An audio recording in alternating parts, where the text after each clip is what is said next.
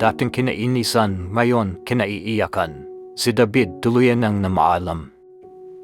Una nating nakilala si David bilang matinding kalaban ni Tanggol.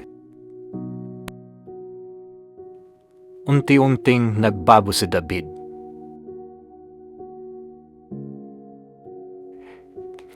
Sa huli, ipinaglaban niya si Tanggol. Doon niya pinatunayan, mahal niya si Tanggol bilang kapatid.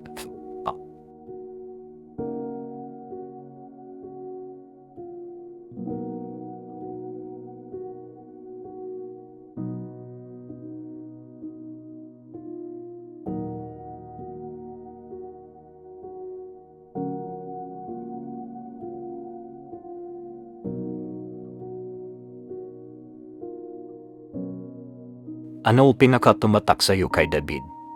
I-comment mo na.